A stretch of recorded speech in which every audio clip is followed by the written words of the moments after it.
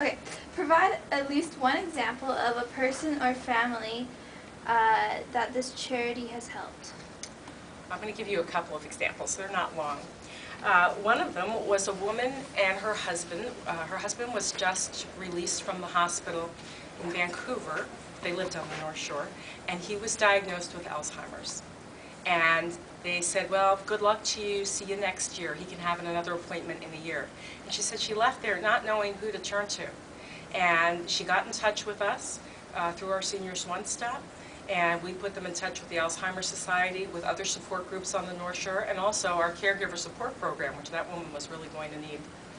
Another example was a man who came back from a period of time out of the community. Came back, went to his apartment, and it was locked up, and everything was gone in his apartment.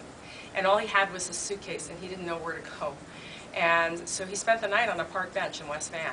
This was not a wealthy man. This was a man on a senior's pension. And he came in the next day with just his suitcase, looking quite disheveled, but telling us his story, and we were able to connect him with a place to live within the next 12 hours. One trend we've noticed this year is the amount of homeless seniors we're getting. We had 10 homeless seniors come through the Seniors One Stop this year. And then just the last one, I want to tell you a story that is not just how we helped somebody, but how somebody helped us. And the help to support your agency comes from ways that you would never guess it would happen. So we had a guy, and his name was Lewis, and he was homeless. And he came to seek some help here. It was legal help he was seeking. And you could hear Lewis bumping down the hallway with his buggy. He had all his worldly possessions in this buggy.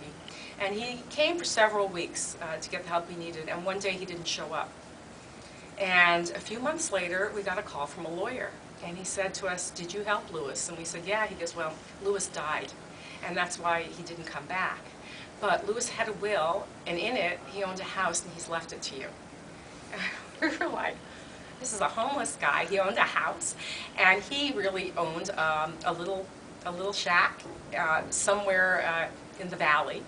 And he felt that the help here helped him so much that he wanted to do something in return. So he did leave us that house, and at the time, we were looking for a new place to be located. We were losing our location, and we were able to use the money that we sold the house with, this was many years ago, to renovate this office so that we could move in. So it goes both ways.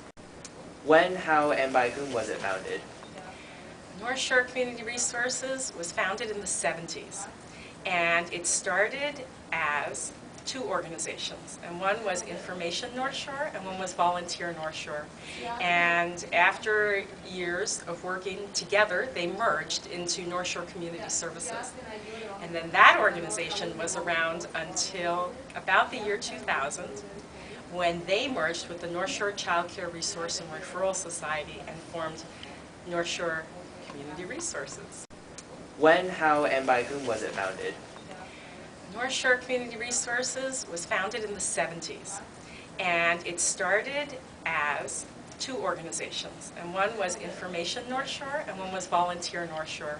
And after years of working together, they merged into North Shore Community Services. And then that organization was around until about the year 2000, when they merged with the North Shore Child Care Resource and Referral Society and formed North Shore Community Resources. What would the charity do with the $5,000 grant? Well, it would go to our board of directors to assess where the most need was within the agency, but I do need to tell you that we operate with only 10% of our funds going to admin. So 90% of the $5,000 would go toward a specific program.